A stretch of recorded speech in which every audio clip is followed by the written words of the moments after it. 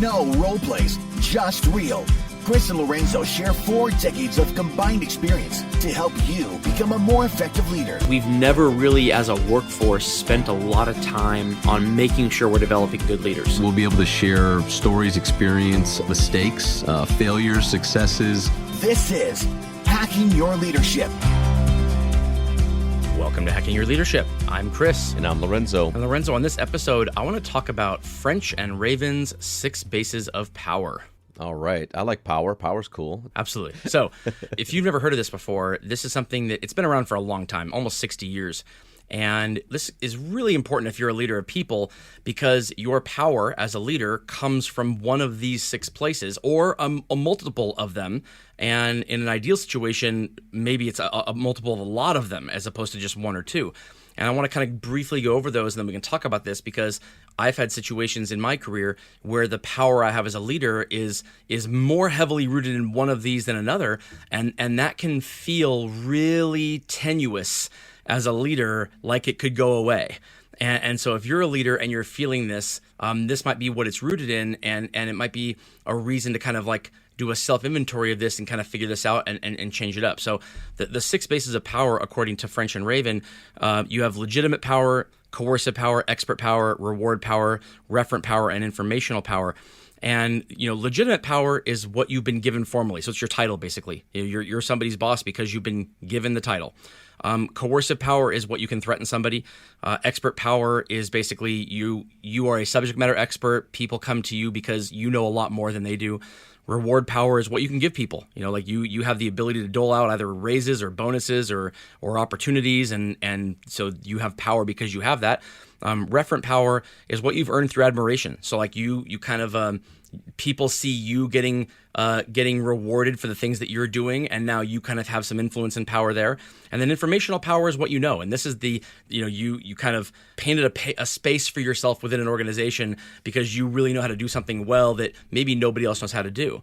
And again, if you're a leader of people, you probably have several of these that make up the power you have. So the first thing I want to do, Lorenzo, is ask you, in the roles that you have had, is there one of these or more of these that you feel like has been a larger percentage or larger part of the power you've had as a leader? Yeah, absolutely. I think for me personally, I'd probably say expert, reward, and informational are the 3 that kind of stick out to me, just based upon, the feedback that I've been given and kind of where I feel most of my ability to influence people it really comes from, is I think those 3 spaces the most.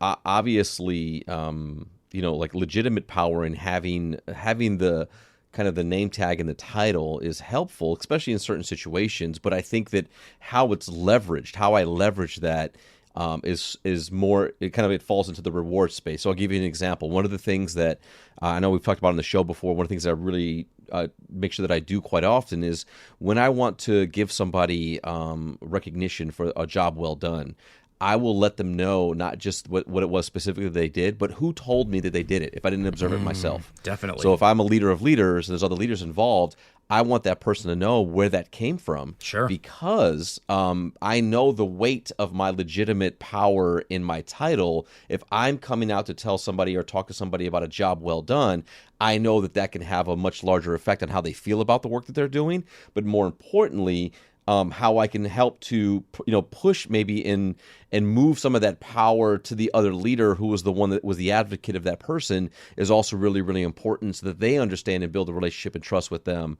That there's something that they can kind of go on from a long-term standpoint. So those are kind of the 3 for me that stick out immediately, and that I feel over time that I've kind of learned how to leverage and lean into at certain times. So those actions are helping to increase the reward power of your leaders who have to lead the rest of the team, and you want to make sure that the relationship there is strong.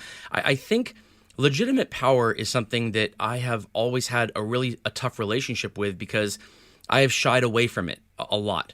And the reason I've shied away from it is because in my own career, there have been times when I move very quickly, and I'm a doer, and I try to get things done as quickly as I can. and sometimes that can steamroll over people. Sometimes I don't stop to kind of think about whether or not people are coming along for the ride. I assume if they're coming along for the ride that they want to. And if I have legitimate power in a title, that might not necessarily be the case. Maybe they're coming along for the ride because I'm their boss and they feel like they have no choice but to. And that has always worried me because I want people coming along for the ride because they want to. If for no other reason, then they'll do better work. They'll be more engaged and the output will be better if they actually want to do it, not if they're doing it because they think they're going to get in trouble if they don't do it.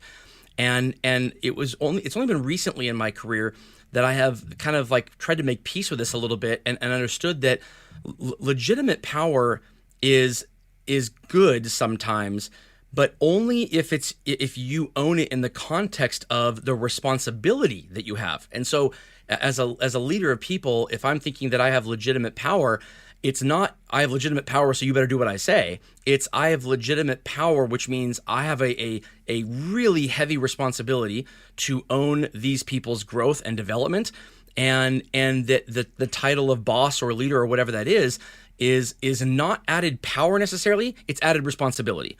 My responsibility is to get this and this and this done and to own a set of results that have to be delivered, and to be able to do that leveraging the talent and the roles that report up through me. If I look at it in that respect, I feel like I have a better relationship with legitimate power. If I look at it as something to fear or to shy away from, then I think that has hurt me when I've done it in the past. But it's still something I struggle with because at the end of the day, I really want to make sure people are following me because they want to. I think it's a great point, and it's something that I've always told people that people shouldn't follow you because of the title. Like if you have to lean into the title, right, or say because I'm the boss or because of this, then you've really lost the entire element of trust in you as a leader. Sure. Because they're only doing it because you told them to, versus helping them to understand how it's mutually beneficial in their careers. Now, coercive, I think, is one of the things that I think about quite often. And let me tell you why. Like on an individual basis, if you have to kind of the terminology is like, what can you threaten, what you can threaten, right? I look at that as like the conversation around like, if you don't do this, you could lose your job. And sure. I agree. Like that's not something that if you land there as a comment that you have to make, I think there's a lot of work that wasn't done previously. However, I think coercive as a leader is critical to making sure there is direct and consistent accountability across the team, so to allow other people on the team to be successful. So if you're not having coercive conversations with people that are not doing their job, they're not showing up for the team, they're not doing even minimum expectations of the work. If you're not having coercive conversations with them, then what that shows the rest of the team is that you don't have to do the role, or you don't have to meet expectations, and you still get to stick around. I think we talked about this, I know it was a year ago or so, but like the what happens when you leave bad performers on a team and how that can really cause an issue culturally. I look at coercive as the same way. I don't walk around and just tell people, well, do it because that's your job. And if you don't do it, like that's not what I'm talking about. What I'm talking about is, real conversations with people that need to have the conversation had with them because they are not doing what's expected. They are not, helping the team to get better. They are not showing up in such a way that's good for the business and everything else. So I just bring that up as something that is definitely something that I think a lot about, in the importance of accountability, but done in the right way. Yeah, I mean, it's almost like coercive power done the right way becomes legitimate power. Coercive power, if it starts out that way, it is going to erode the trust between you and a member of your team. If it's used correctly, then what you're essentially saying is that you can use it to increase trust between you and the members of your team who are doing their job well, because they see that there is accountability for people who don't do their job well. I see it erodes the culture of teams all the time when people feel like there is a member of the team who is able to kind of get away with not doing their job for a long period of time. And there is this in many organizations, it isn't accountability isn't swift and immediate. It is long, and it takes time, and it takes several conversations, as it should, because you never know what's causing the downturn in performance to begin with. And I think employees should be given the benefit of the doubt in a lot of situations.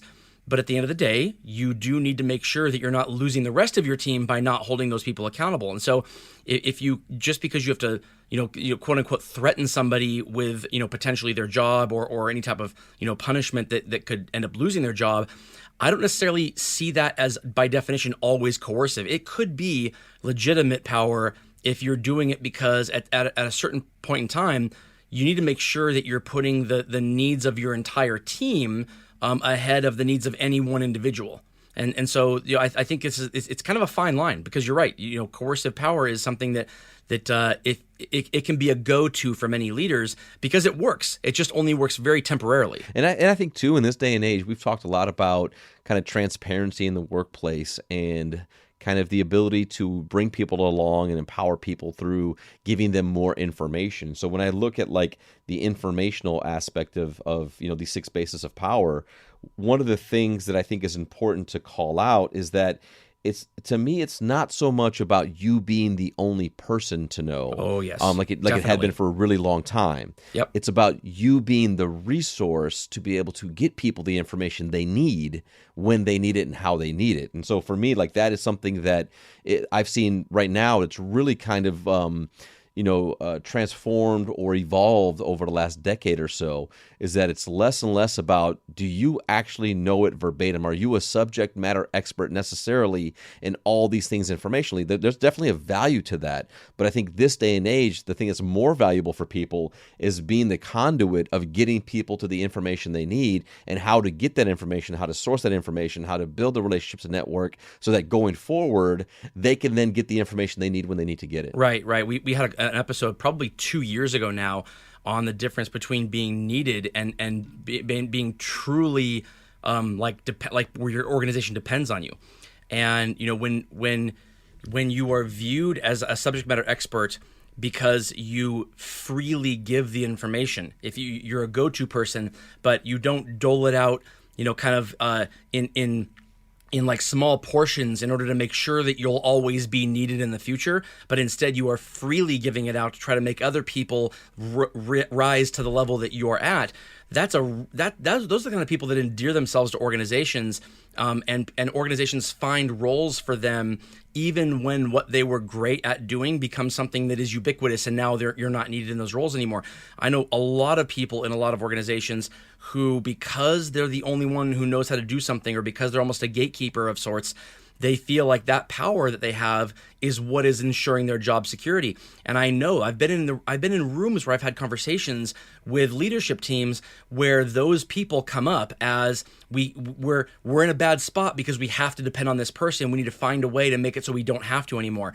If your organization feels like they would be truly lost without you, that is a very bad place to be, because they will do their best to not be dependent on you for as long as possible. They'll try to move beyond that very quickly, because no organization should feel dependent on a single person or a very small group of people for a long period of time. And so if you are a person who derives your power from that kind of like, well, people have to come to me, believe me, there are conversations happening about you elsewhere to try to make sure that that doesn't happen very long, because it's not a good place for the organization to be at. Really, really try to make sure that the power that you have is because people want to come to you, and that you are freely giving that away, that you're trying to raise other people up, that you are not gatekeeping the information, but rather trying to use it to help people along. Yeah, now let me ask you a question. So all 6 bases of power here have pluses and minuses in regards to like how they can be helpful, but Sure. also like how maybe overusing them or misusing them can cause issues. Are there any of the 6 that to you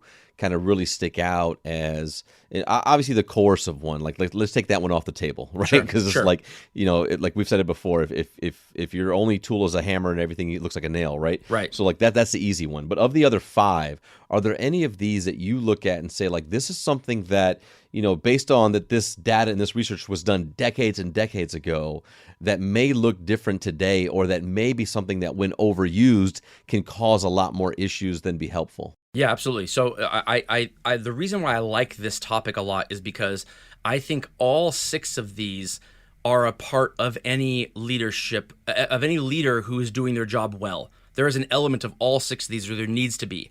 And depending on the culture, the organization, the time, your own personal go-to, what you're trying to do in the team that you're on, whether this is a well-oiled machine that runs well or a team where you've been brought in to overhaul it and change the culture and to fix something that is failing, all those things go into what type of balance has to be on these 6 items. And at any given moment or any relationship you have with some of your people or at whatever you're doing in your career, you might have 1 or 2 of these weighted more heavily than the other. And you need to be able to draw on all of them. And so when this was written, in 1959, the legitimate power, I would say, would be a much higher part of a leader's role. If you just look at the lack of transparency, the lack of ability to kind of move on from one organization to another without losing a pension or having huge consequences, this kind of like why you're stuck somewhere, basically, the legitimate power and the coercive power probably play a much stronger, or a much larger role in the life of a leader.